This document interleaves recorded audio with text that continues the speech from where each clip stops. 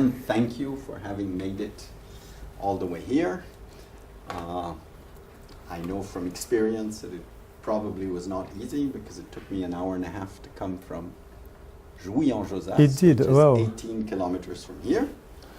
And this is our first live class within the context of corporate strategy, or rather at the connecting point between business strategy and corporate strategy. So I'd also like to congratulate you for having finished the business strategy part of the course successfully, I hope. We'll find out in a few days.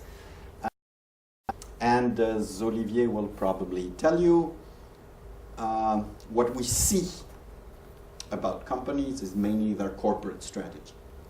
Business strategy is mostly invisible, except in the performance of the company, at least for an outsider. I even feel like saying for an insider. And what it means is that there's a lot more focus on corporate strategy in terms of looking at firms' corporate strategy. And Olivier is going to sort of tell us from a decision-making point of view how these sets of decisions are made differently, but also as a former consultant, how business strategy and or corporate strategy are addressed by consulting firms. And so I'm particularly pleased and honored to have Olivier with us. Olivier is now a colleague on the faculty of HEC, but he was a former director of McKinsey worldwide. I don't know how to say. Absolutely. So he is the role model of many of our young students who think that it's a wonderful life. I'm not sure it's a life, but it's wonderful. I hope there's something wonderful about It's wonderful. The question is it a life? And so now Olivier has stepped back and has very interesting things to say, both from an academic point of view and from, I don't dare say practitioner, because consultants are not really practitioners, are they? Yeah. Sometimes they become practitioners, but you've gone the other way. So yes. And but I do think that sort of strategy is very difficult to separate from consulting, because a lot of the frameworks, a lot of the approaches that we use are based or originated in consulting firms. And I think it's very interesting to sort of look at it from the point of view of both an academic approach and a consulting approach. So Olivier, I better not take up more of your time. Thank you. I've got a microphone. Thank you very much, Pierre. It's a pleasure to be here, and even the slides are here, which is cool. And do I have a clicker, or? I'll make it happen. You'll make it happen. Amazing. So the talk that Pierre asked me to give you is actually not a strategy class, which, as he said, is what I do these days. I actually teach regular strategy courses. But it's more of a discussion about corporate strategy in the real world, about what it's like when you are in a consulting firm, and what it's like from the perspective of, thank you very much, of the clients that we serve in consulting firms, to do corporate strategy. And I very much look forward to your inputs and your thoughts on this, because you are in companies, and so you have an idea what corporate strategy is. And what I suggest to do is to cover the three topics and then to have time for questions. So for those of you who are not physically present in this room, I think you have a device, there is some sort of way for you to send your questions. I'm not sure what it's called, but there is a way. We will group those questions and discuss them at the end of the session so that we can have as many questions as we can. So three topics I wanted to cover. What do we actually mean when we say strategy, which is what Pierre was starting to allude to? Specific challenges of corporate strategy, and some personal thoughts on what it means to be a strategist in a corporate setting nowadays. So first of all, what do we mean by strategy? A striking thing is that if you've learned business unit strategy until now, most of what you've learned actually never shows, as Pierre was saying. If you read the strategy news, if you read the press, and here there is, I just pick Le Monde because Le Monde has a daily economics page that has a strategy rubric. So basically they talk about the strategy of a firm every day. And every day they actually talk about acquisitions for SoftBank, or they talk about diversification like Vice Media, or they talk about a divestiture, Toshiba and ST Microelectronics divest the business, or they talk about international expansion, Altis expands into the US, or they talk about vertical integration. In transportation, there are some companies that are integrating vertically. Basically, every time they talk about strategy, it's actually a corporate strategy move. It's very rare to read about something that looks like business unit strategy in the news. In fact, there was an exception today. I just read a very, very short piece, and in fact, you could say it's corporate strategy. I just read a very short piece about Apple is rumored to be planning to make its own chips as opposed to buying them from Intel, as a result of which the price of the Intel stock has dropped by 10% or something like that. Now, you could say that's actually corporate strategy, because it would be, what sort of corporate strategy move would it be? It would be vertical integration. Right? They would start making something that one of their suppliers is making. So they would integrate into the link in the value chain that currently they are buying from Intel. So even that would be corporate strategy, but they were actually discussing it as a business unit strategy move in terms of why it would be good for them and their customers. So it's sort of in the middle. But basically, every time you read about strategy in the press, it's about corporate strategy. Why is that? Because this corporate strategy, the stuff that gets decided at the top of the company in the head office, as opposed to in the divisions, and that gets reviewed by the board, that is inherently more visible. It's the tip of the iceberg. You see the tip, you don't see all the iceberg beneath it. The reality is that if this is the corporate strategy, this line here separates the business units, the business units from the corporate, and actually a lot of the strategy happens in the business units and in the functions underneath. It's literally like the bottom of the iceberg here. You don't see it, but it's much larger.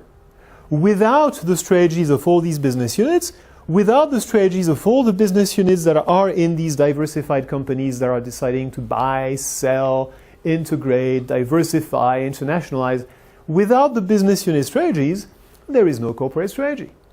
If you don't have a sound business unit strategy, if the bottom of the iceberg here is not effective, it's going to be very difficult to have an effective corporate strategy. In fact, you are going to destroy value very quickly. So, one is not necessarily more important than the other.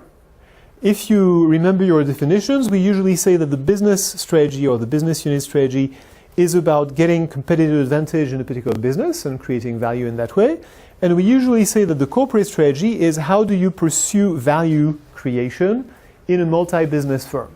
So this is how do you make one business successful? This is what businesses are you going to be in and how are you going to manage them together.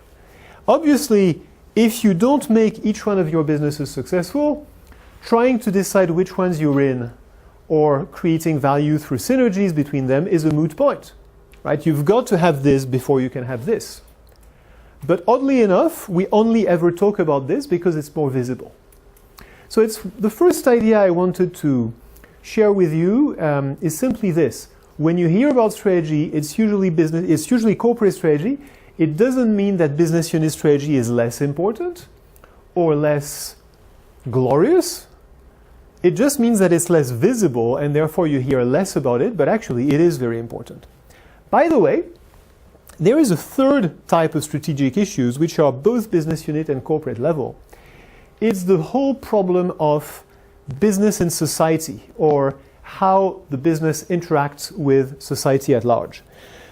Corporate social responsibility, sustainability, contributions of the business to non-financial objectives, all these questions surround those questions of strategy because it's about the purpose. It's about, are you actually creating value? Here we assume that we're just about creating value. In fact, almost every CEO nowadays, and most shareholders, in fact, will agree that while value creation is necessary, it's probably not sufficient for a company to be successful.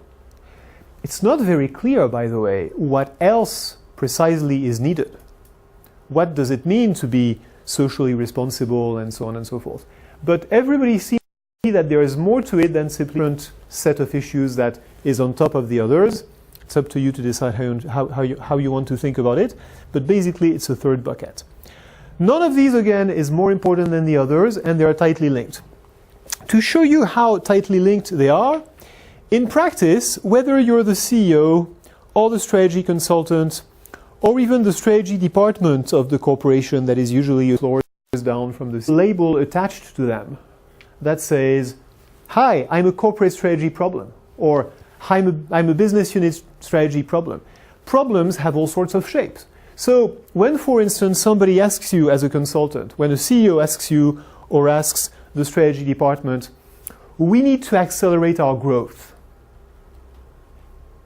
Now, that could be a business unit strategy problem if you say, "We need to accelerate our organic growth in the businesses that we have."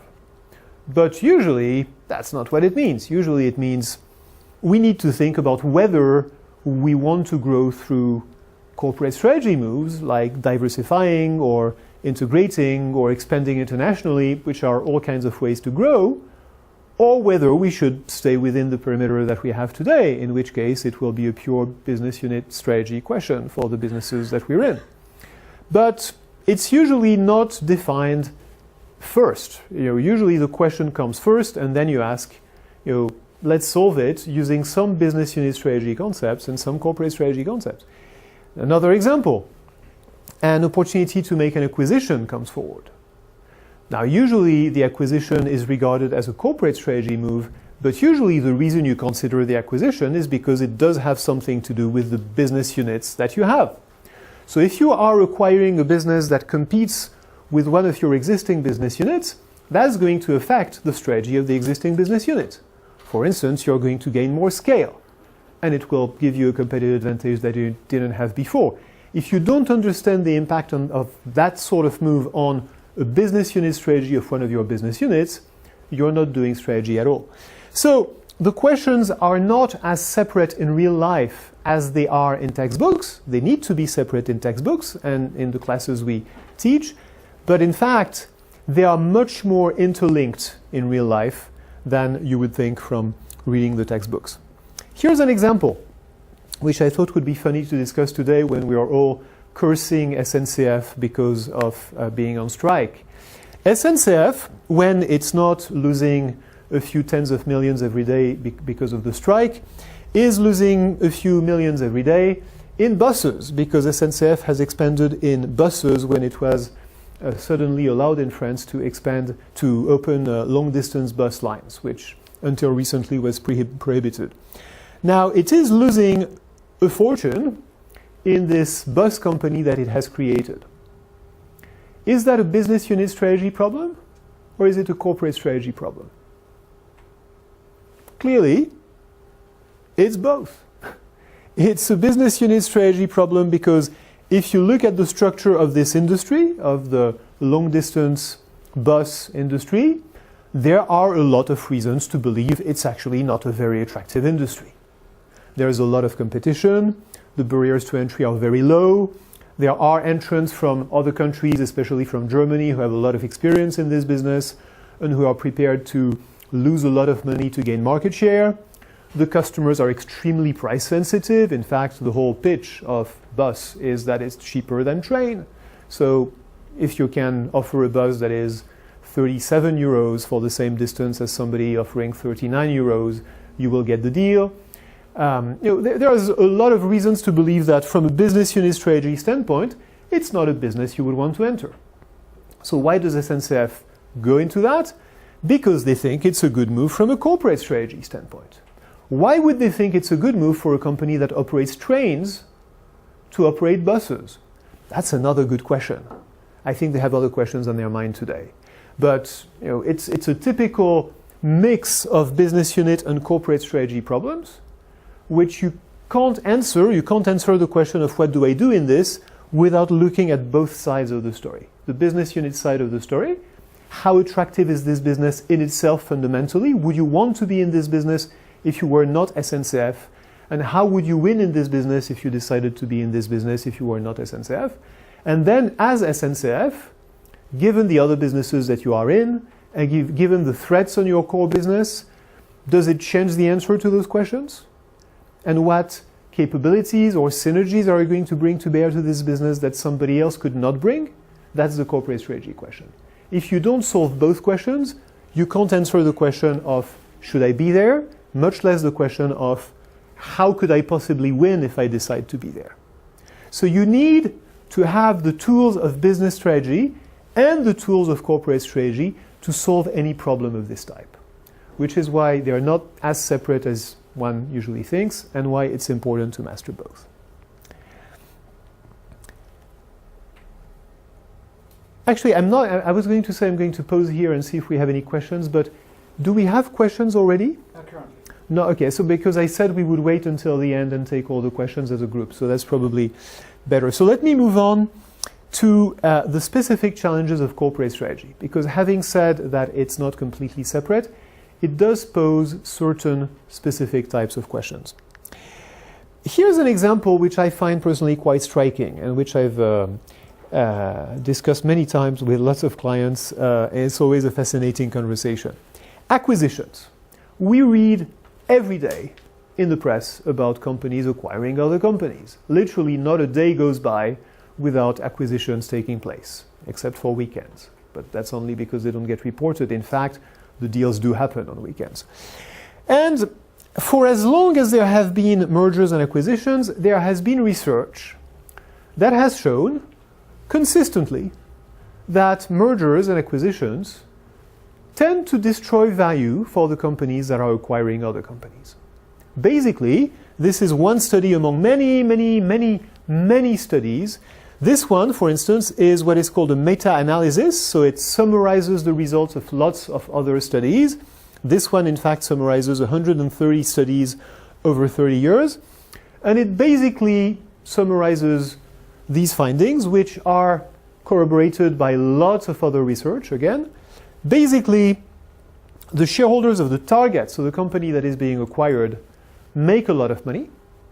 Usually, when you sell a company, it's a good idea. You get positive market returns.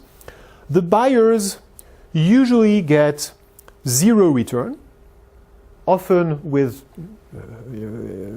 it's less than zero. Usually there is some combined value creation because usually the deal does create value in aggregate.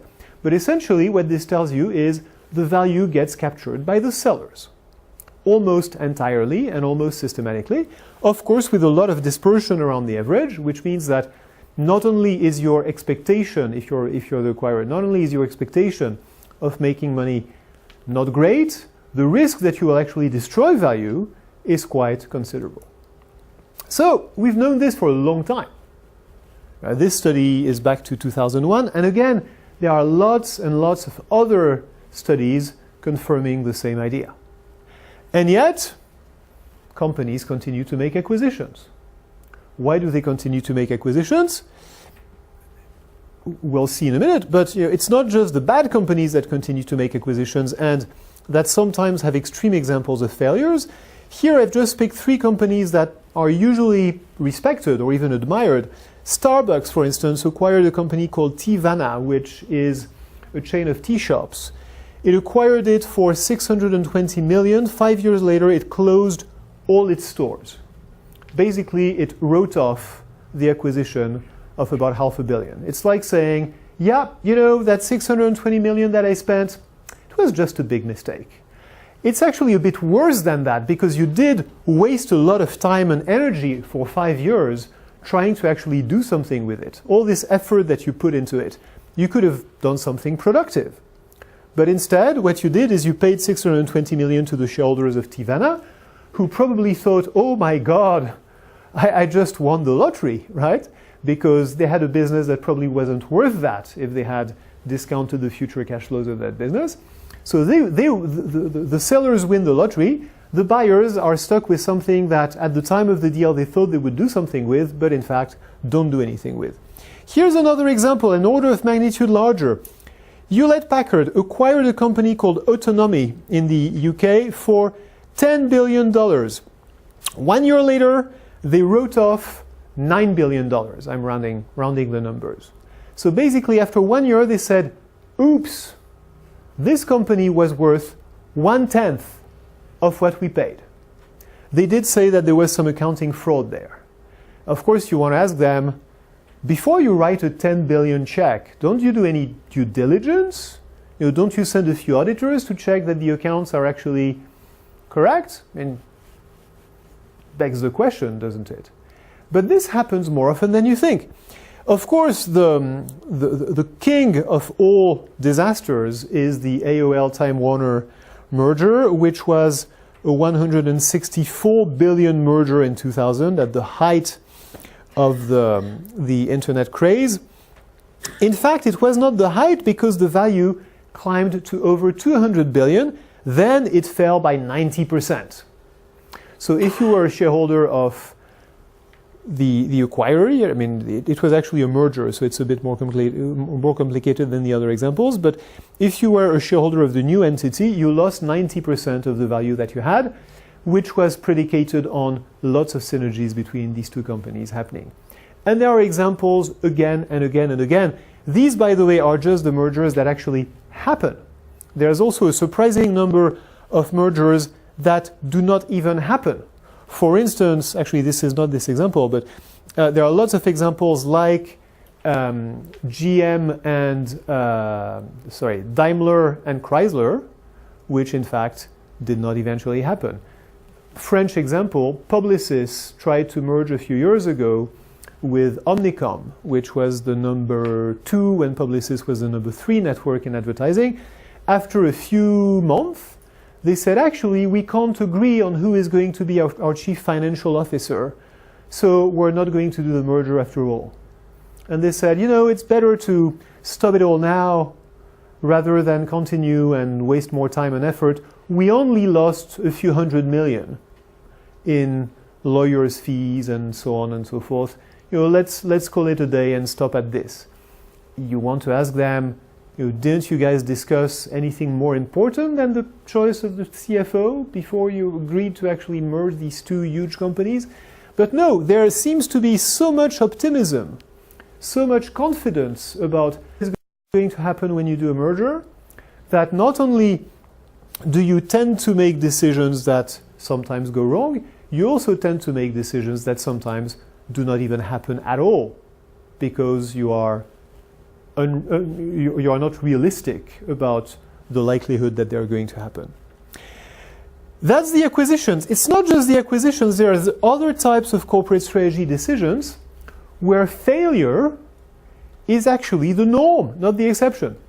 So a classic example is divestitures. There's a lot of research, almost as much on divestitures as there is on acquisitions, that shows that just like companies tend to acquire too much, they tend to divest too little. They acquire too much and they divest too little. Now that seems odd, doesn't it? Because you would think that for every company buying, there is a company selling. But actually that's not the case, because the companies that get acquired are often independent, and once you find yourself in the portfolio of one of those big companies, it's like the Roach Motel, you never check out. You're stuck there. So once they've acquired a company, they never divest. My favorite example, actually this is not an acquisition, this is a creation. GM created a division called Saturn, I think in 1982 or something like that. That division never made a dime. It probably lost a combined $15 or $20 billion over the course of its existence. It didn't have a single year when it was profitable. And GM never closed it or divested it until they were bankrupt themselves and being bailed out by the US government, which forced them to actually put this company on the block for sale. By that time, of course, no one wanted to buy it. So they wrote it off. They could have, for many, many years, they could have stopped. And every time they looked at it, they say, yeah, given all the money we've invested in this, we're going to invest $1 more billion and make it work. The sunk cost problem, as you've probably heard it being mentioned. So, classic problem of divestitures is we always think that a little bit more effort and a little bit more money are going to solve the problem of the company that we should divest. By the time we divest it, it's too late. Another problem classic problem is diversifications.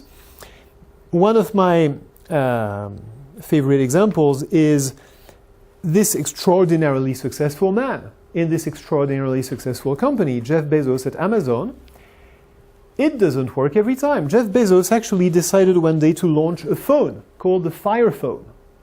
The Fire Phone was such a disaster that after a few months after he launched it, he had to give it away for 99 cents to anyone who wanted to actually buy a subscription, and to throw in a year of Amazon Prime on top of it, which is worth $60. So he was essentially giving you $60 if you would take this phone off his inventory. And even with that, he had to write off a few hundred millions worth of inventory because literally no one wanted that phone.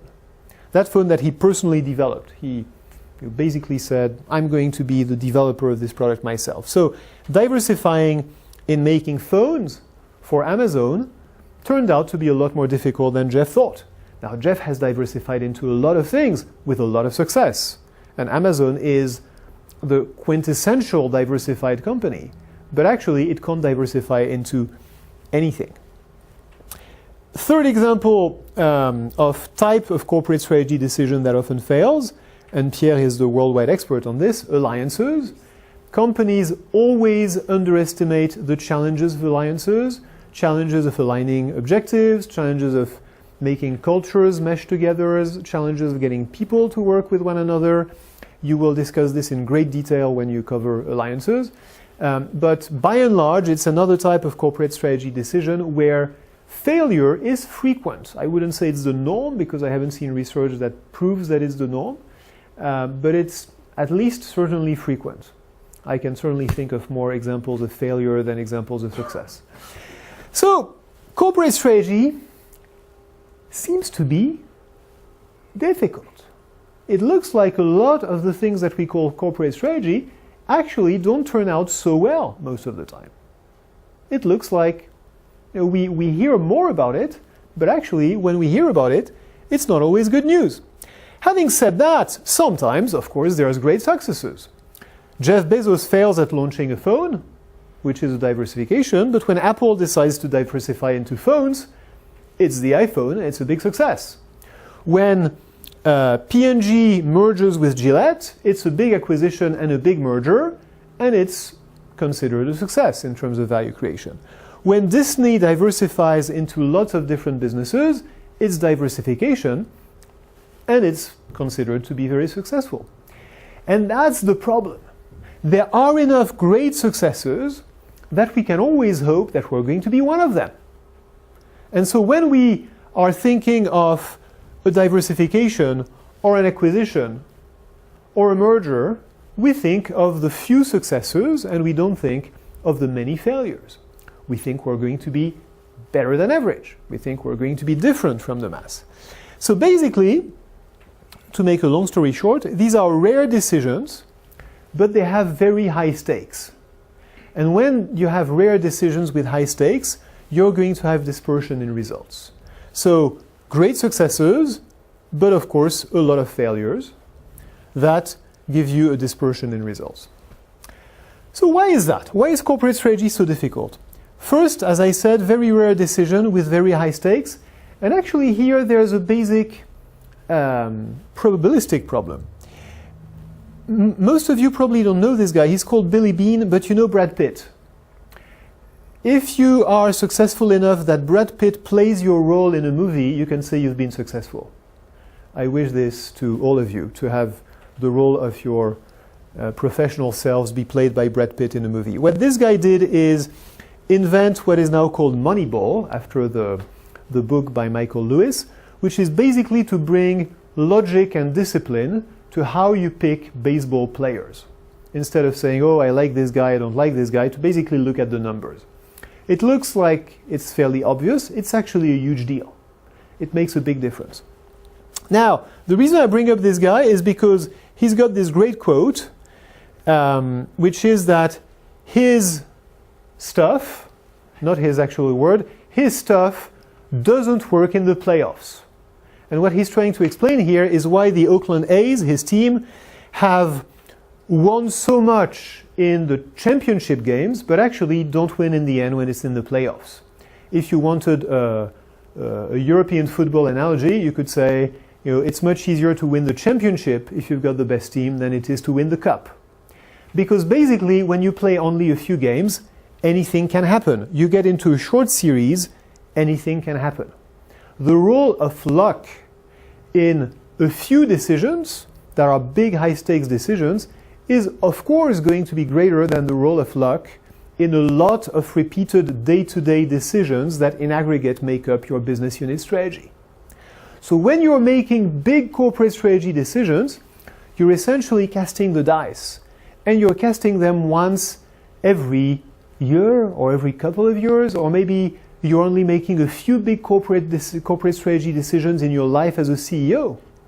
And because there are so few decisions, the luck factor is going to be greater simply because his stuff doesn't work in the playoffs. He can improve the odds, but he can't guarantee that the result on a small number of bets is going to be satisfactory. So it's a pure question of arithmetic. You make fewer corporate strategy decisions than business unit strategy decisions, so the role of luck is going to be greater. Another issue is that CEOs actually spend very little time on strategy. If you ask CEOs what they do, where they spend their time, even the most satisfied CEOs only spend 16% of their time on what they call strategy, which in this context probably means mostly corporate strategy. 16% of the time of the CEO is not a lot if you consider that these decisions have such a potential impact. So it's a few decisions with a lot of impact on which you actually are not able to spend a lot of time. Another way to think about this is that when they're talking about managing the business unit strategy, they usually delegate it to the business unit heads. After all, why do they have business unit heads for that? If not for that, when they're actually placing the big bets of corporate strategy, it's something that they are expected to do. So the 16% of their time that they spend on strategy is probably, certainly includes all of this and probably does not include much of that. So basically it is this, but even if you assume it's 16%, it's still not a lot of time. Boards, by the way, spend more time on strategy, or at least focus more on strategy, if you include what they call strategy and investments and M&A, which of course would be corporate strategy. They actually spend a lot of time on this, but when you talk to the boards, their complaint is different. They say, well, yeah, we talk about strategy, but we can only talk about what the CEO brings to us. We can challenge, we can review, but we can actually not propose, or it's difficult to actually propose. We cannot build a case. We are really not able to spend enough time on it, despite the fact that this is where we do spend a lot of our time. We're not able to spend enough time on it to actually make a difference to how the corporate strategy is being developed and designed.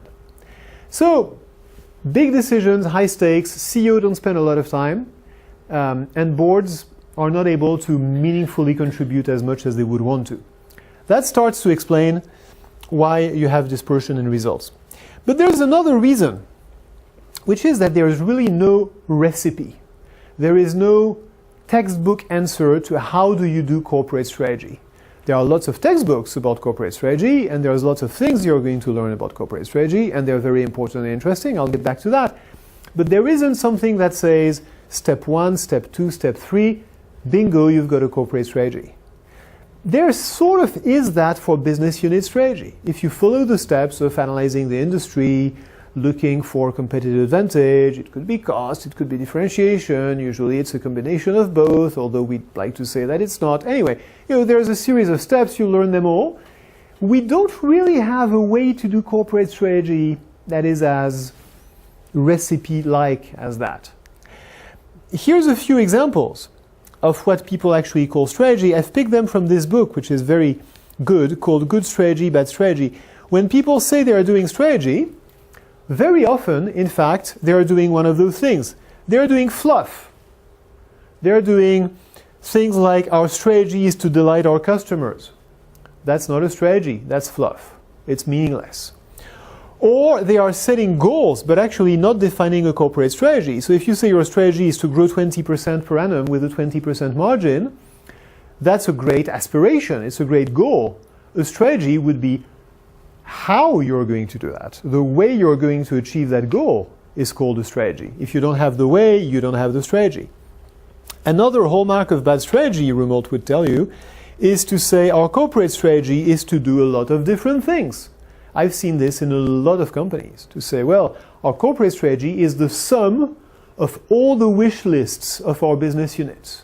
So if our business unit A says we want to be the leader, and our business unit B says we want to be profitable, and our business unit C says we want to acquire company X, we just compile all those things in a big book, we add a spiral binder, and we say this is our corporate strategy.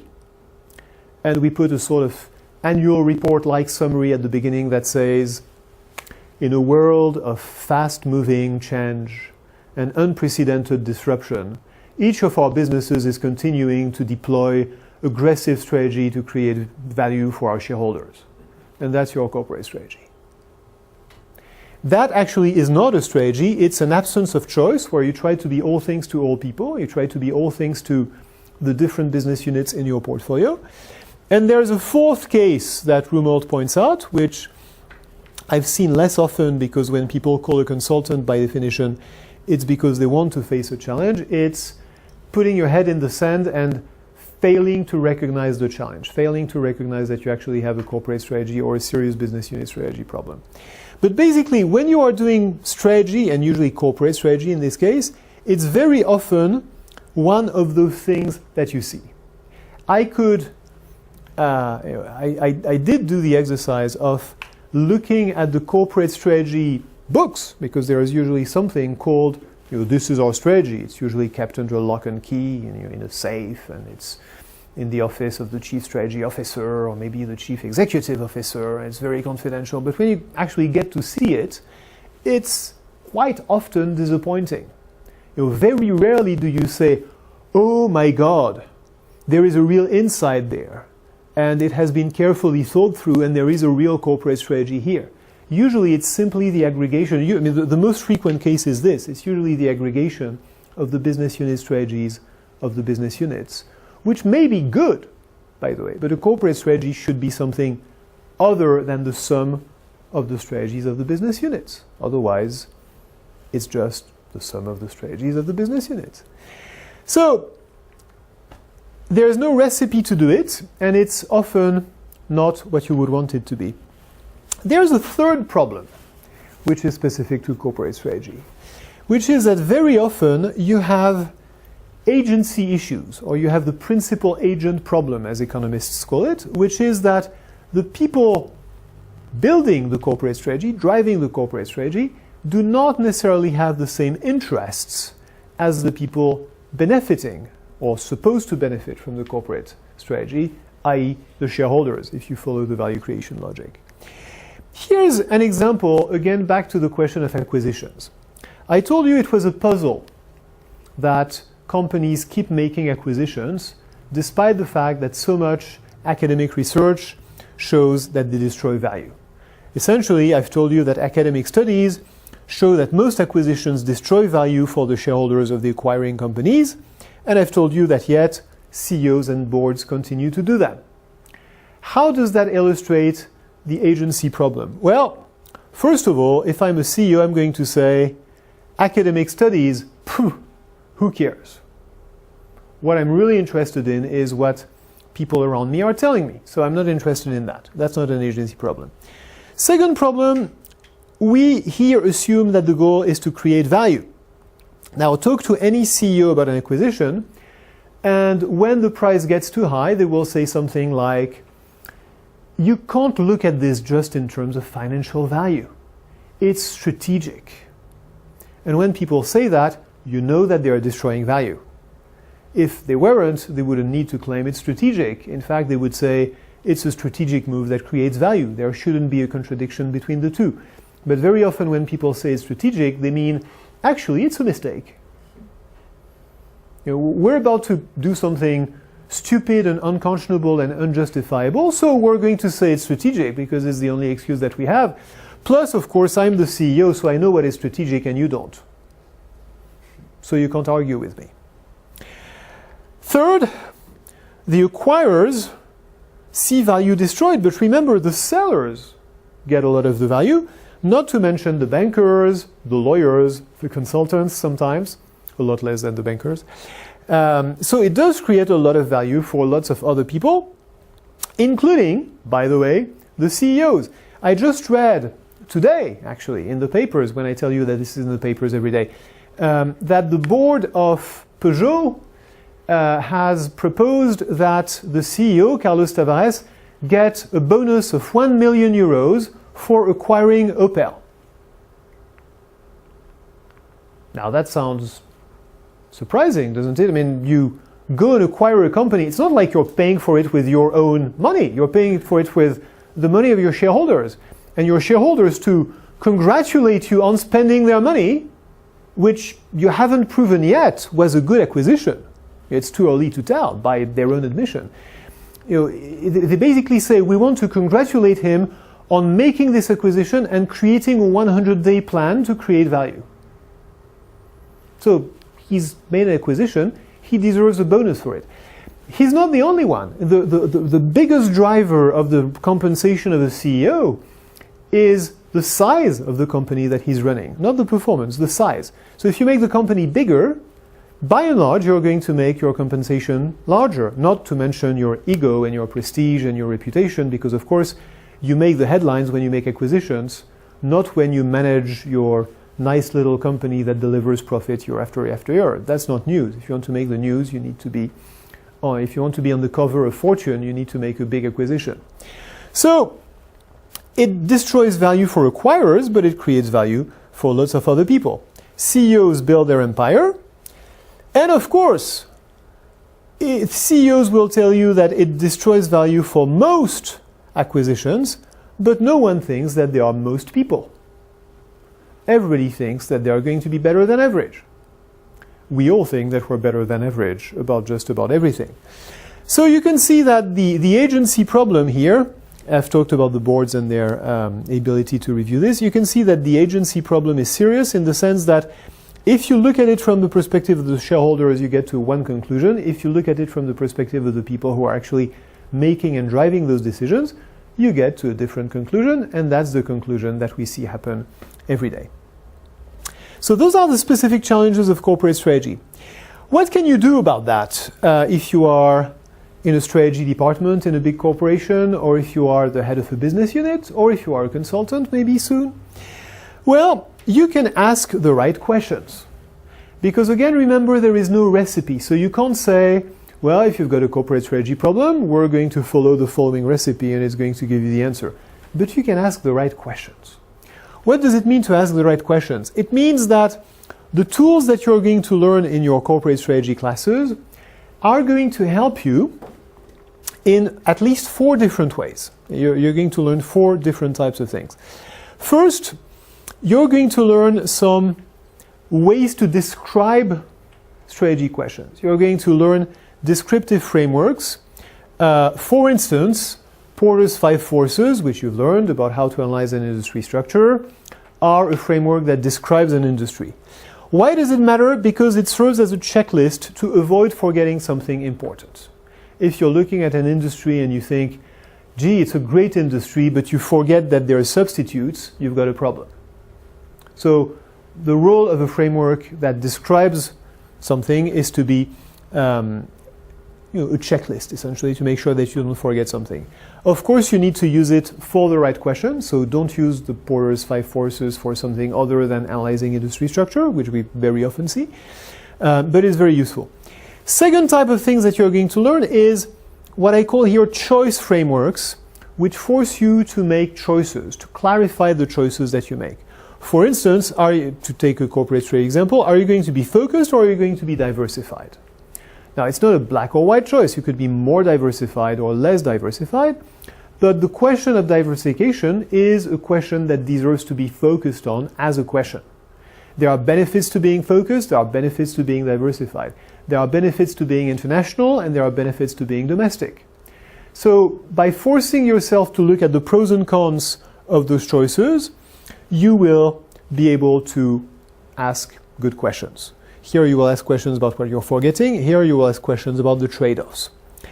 Third type of thing you will learn, which will get you to ask the right questions, is some prescriptive frameworks. There are actually some corporate strategy questions on which you can say, these are the conditions under which you should do this, and these are the conditions under which you should not. A prime example is vertical integration.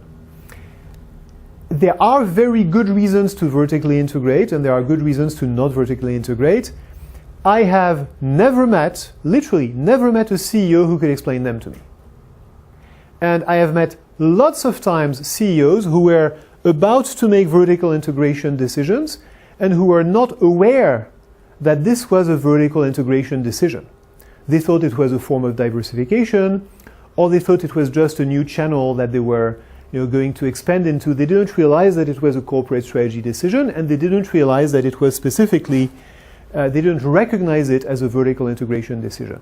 When you do not realize that a vertical integration decision is a vertical integration decision, you will get it wrong. Now you could be lucky, but basically you are very likely to get it wrong.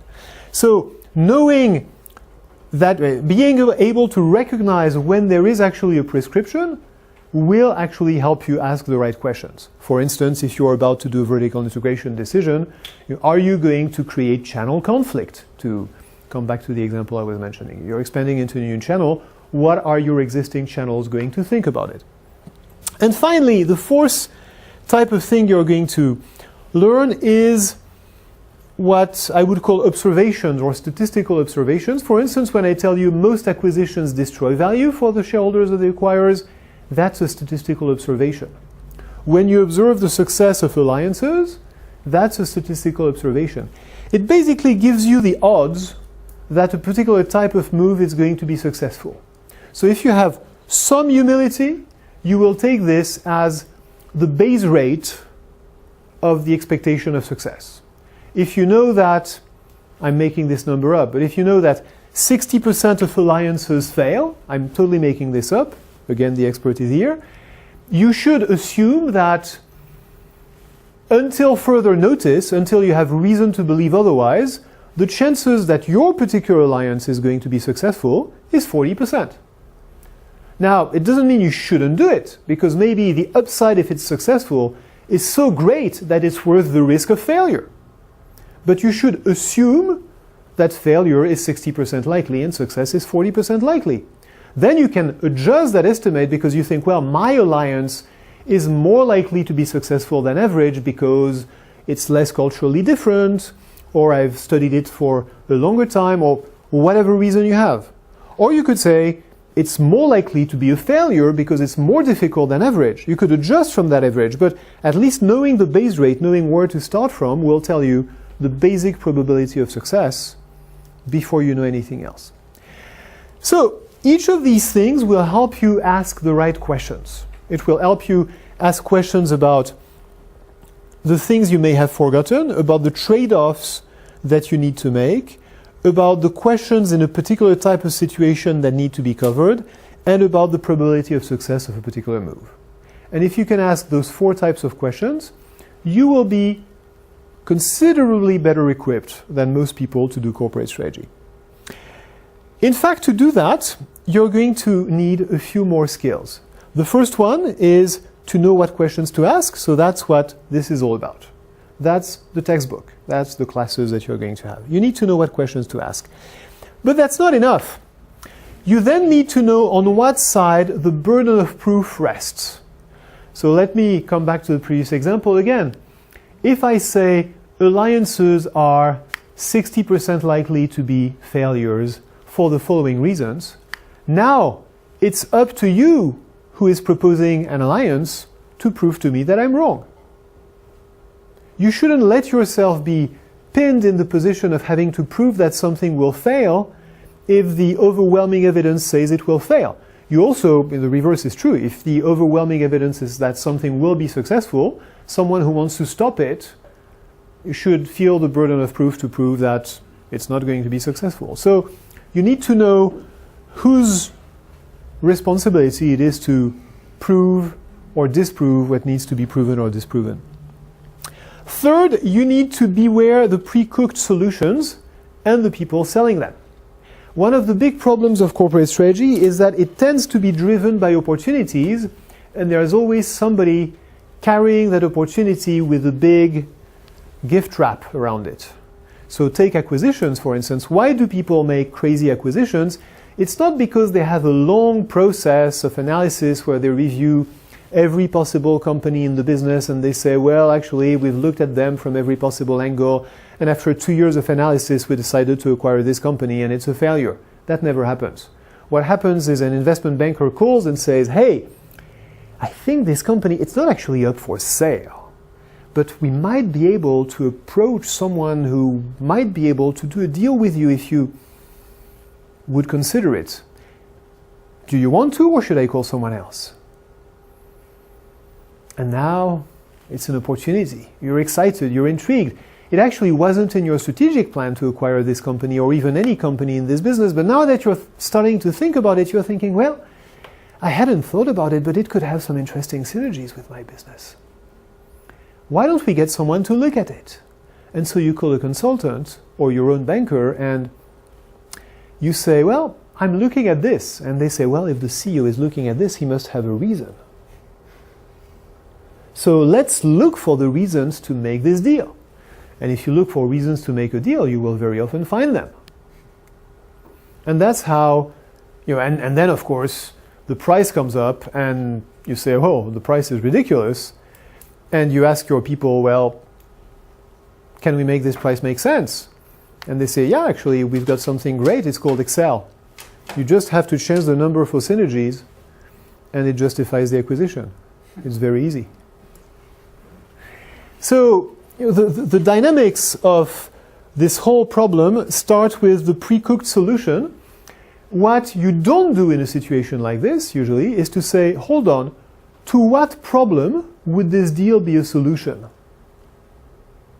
Why wasn't this deal in my strategic plan before?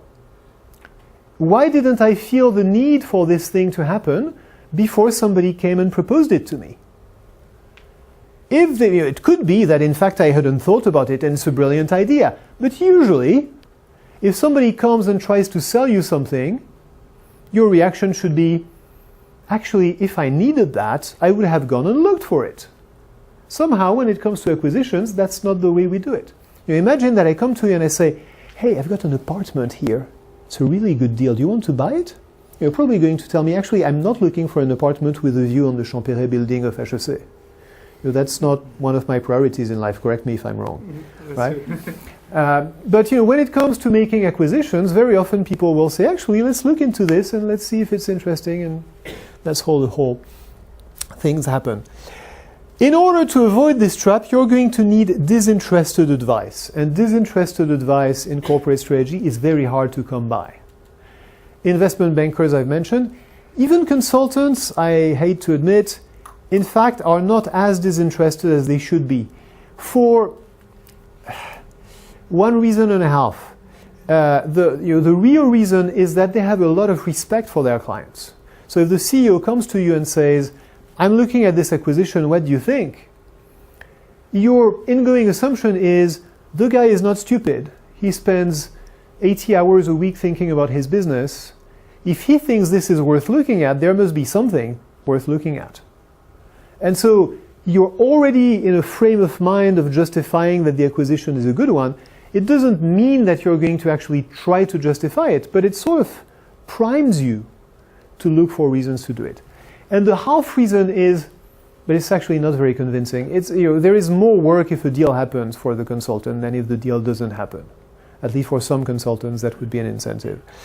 It's still, just to give you an anecdote, I used to have one client, the smartest client I ever had in my 25 years at McKinsey, who would not do what I've just described to you. He would not call McKinsey and say, we're looking at this company, tell us what you think.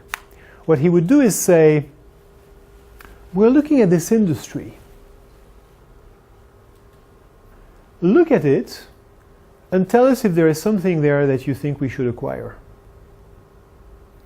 And so, of course, we would fish for information. We'd say, Is there something in particular that you are interested in or that has come up for sale? And he would keep a poker face and say, maybe, maybe not. I just want you to take an objective outside look and come back to me. And if we came back to him and we said, actually, we looked at it, it's an attractive industry, and this target here looks like it's interesting, and that was the same that he was looking at, he knew that he was onto something. And he hadn't influenced us, and he had gotten a really independent, disinterested advice. Sometimes we would actually come back to him and say, we've looked at the industry, and that target here looks interesting, and he would say, okay, now the one I was thinking of was this one.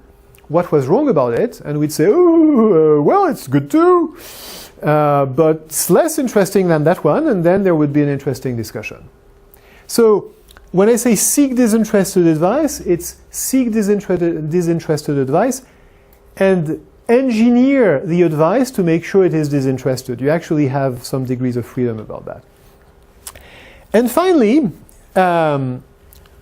learn to be a tactful skeptic. The problem with these three things that I've described, or even the four, counting the fourth one, is that they could get you fired. To make a long story short, if your CEO has a corporate strategy idea and you ask those questions and you say, well, the burden of proof to prove that this is a good idea is on you, buddy. Because I've got the statistics that tell me it's a stupid thing that you're about to do. And by the way, it's a pre-cooked solution that was sold to you by a creepy investment banker, and if you'd only sought disinterested advice, you would realize that you're not going to stay in that job for very long. So there's the way, the tactful way to ask these questions and to be skeptical about corporate strategy moves matters as much as the content. And it's a skill that you either will develop or will not have the opportunity to practice for very long. So it will take care of itself. That's basically it. The one idea I wanted to leave you with to conclude is that it's about the tools that I've talked about, but mostly it's about the mindset of having those skills and asking those questions. And to be a good corporate strategist, you need the mindset of someone who doesn't just think of the tools, but thinks of asking the questions and thinking about the dynamics of how the questions get answered in an organization in a skillful way. With this, I've spoken for an hour, so it's time for me to shut up and listen to the many questions that I'm sure we have now, Maybe you can, either online or in room. So shoot. I have. I used to be a lawyer. I'm doing international business, not Yeah. exactly the M&A one, but not so far. And what I have seen is that most of the time, if deals do not happen, the reason is mostly on corporate cultural reason. When the deals do not happen or when they fail after happening? Fail at happening. They fail to happen, yes? They fail to happen. You can see a strong will at the beginning, so you think, okay, we can be optimistic. But eventually, I think they underestimate the cultural impact. And I also used to work in some big companies, and you can believe that you may believe that all those big companies work the same and have the same way of deploying cultural feeling and so but actually not. It's really different. And I was wondering if one of the reasons, in my opinion, I tend to believe that of those failures you were mentioning is that probably they underestimate the people working in these companies, and they are attracted, or if they are working for these companies, just not because it's well located or they have a good wage, but also because they like the people they work, or they tend to identify with the leader, and if one of these things is changing, of course. Absolutely. And just to add to what you're saying, it's cultural differences are a cause of deals not happening, but that's almost the good news, because they're also a cause of deals happening and then failing, because people are forced to work together and they can't or won't or aren't able to for all the reasons you point out. So yes, these are big differences. They are very hard to measure, very hard to track, very hard to become aware of.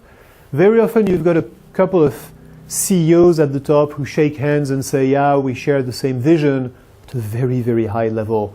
And they don't actually discuss what it means for 1 level down and 2 levels down and 3 levels down. And as soon as you start asking those questions in very practical terms, 1 and 2 and 3 levels down, people realize that they're driven by different things, different aspirations, different cultural norms, different styles of working. I remember one complete culture clash, which was as simple as, we are a small Swiss company. We've been acquired by a huge American multinational. We don't want to work after 5 p.m. And we won't. And if we don't work after 5 p.m., there aren't many hours in the day when we can talk to the people in the US. It was very basic, and after a while, the Americans just decided to fire all those people. They kept the brands that they had acquired. They fired all the Swiss management. It wasn't the plan, but they realized that it wasn't going to work. And in fact, if they had known that was the plan, they might not have acquired the company in the same way, because it was expensive for a company that was empty, basically. But there wasn't any other way to do it. So, this is a very obvious example. It should have been obvious. It wasn't, in fact. There are many, many ways in which culture can derail the best intentions. And the sooner, the better. I mean, if it's going to derail them, you'd rather have it be before the deal happens than after. Another question? We had one online that was checking if joint ventures could be considered sort of an... Because in general, videos on that. there will be a couple of videos on that, says Pierre. So yes, joint ventures are definitely a type of alliance. So they are a corporate strategy move, and they should be regarded as such.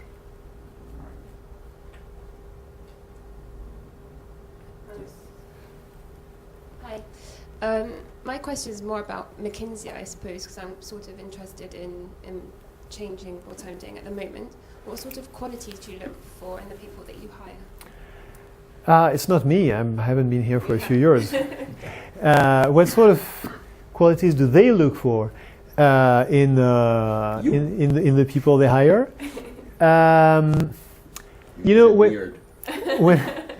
When I used to do recruiting, we had a form that had a lot of boxes to check and things to write and grades to put and so on. But at the end, it had 3 questions, which basically summarized everything.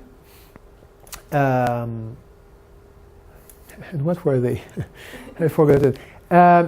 Basically, it was, do I really like this person? I think the specific question was, how would I feel if I found that I'm going to spend the next 8 hours sitting next to this person on a plane?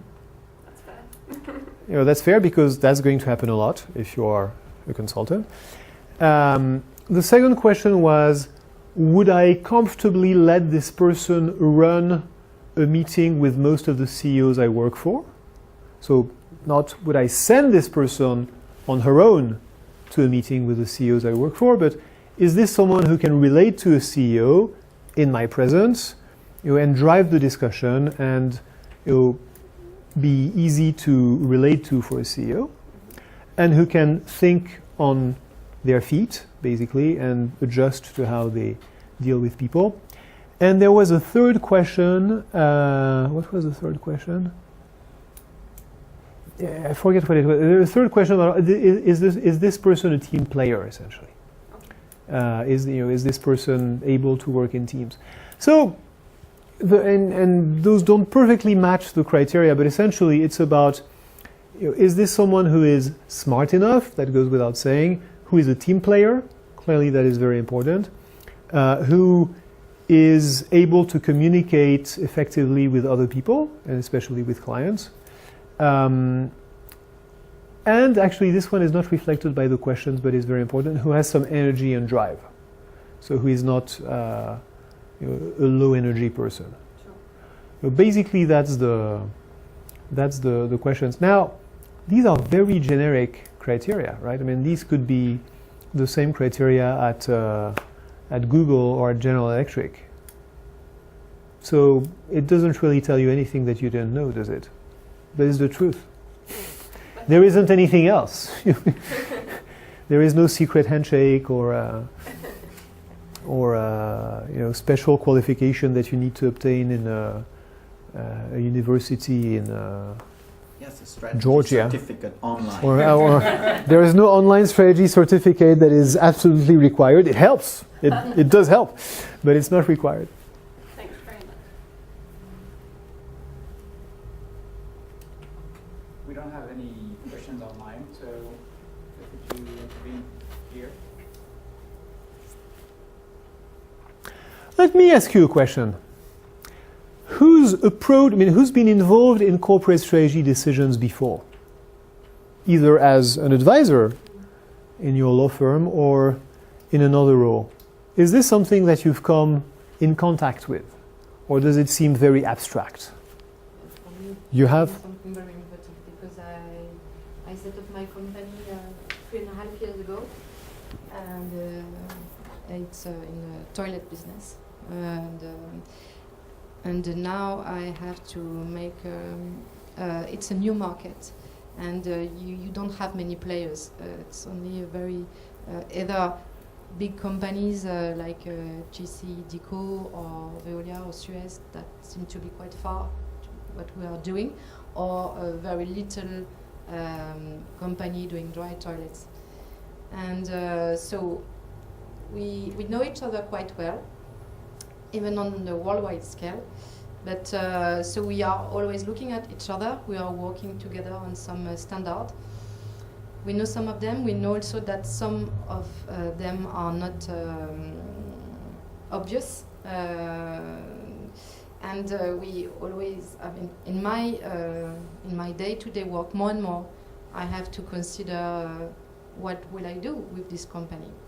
Now it's a competitor. For some of them, I don't think. And your role in the company is? Sorry? It's your company? You Yeah. created this company? Yeah. Okay, yeah. So you have a real corporate strategy. Yes, and more because now we are stepping ahead, and we are growing, and we are developing technology with a major industrial French company. Yeah. So we have this big cultural environment of the startup, and at the same time, a large group, a multinational.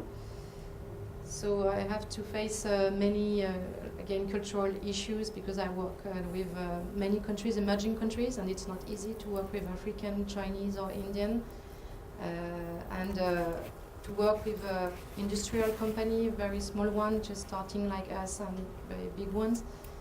So you have to, I mean, for example, the deal I have made with the big companies, it took 2 years to make it. And it was a major corporate strategy decision because I didn't have, at the beginning, the capacity, financial capacity, and they didn't have any reason to believe in us. But I knew that it was the alliance. It's a kind of alliance what we have made. We have to make on the long term. So you have questions of alliances, you have questions of internationalization, you have joint ventures, you have the whole I have the whole package. palette of corporate strategy decisions. That's a great example. Any other testimonials or? Yes, so actually I'm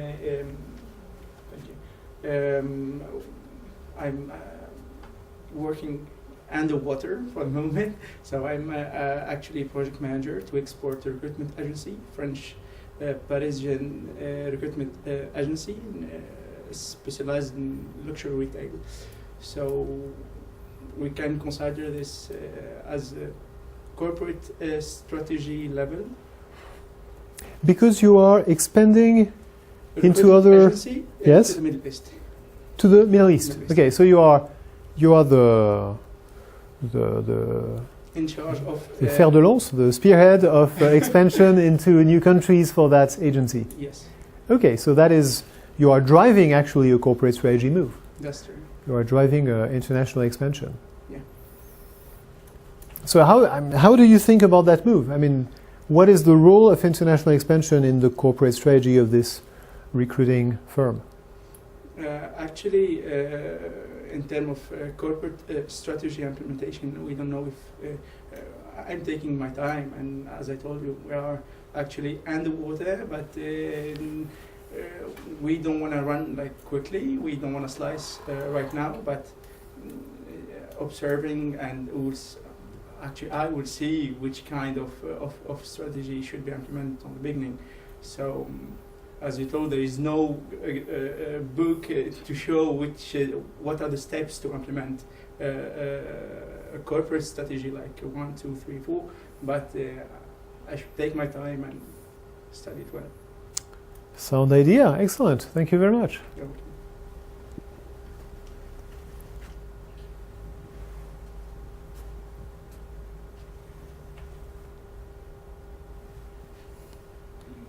Have any other comments or questions?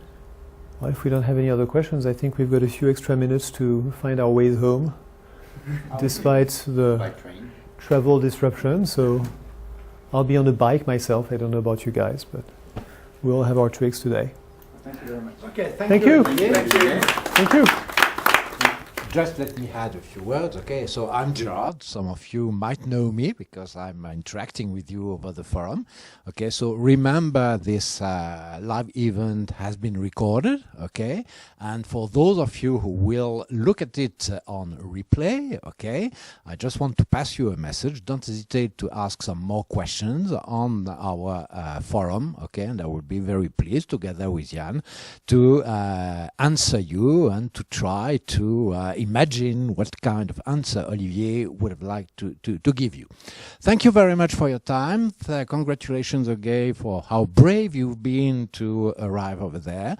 I'm happy to see that the sky is blue at that point, okay, meaning at least a good news is that walking back to your bus, metro, or whatever it is, okay, you won't be soaked. Thank you very much, and goodbye, and we will meet again online on the forum and on our different webinars, consulting coffee, etc. Thank you very much for coming.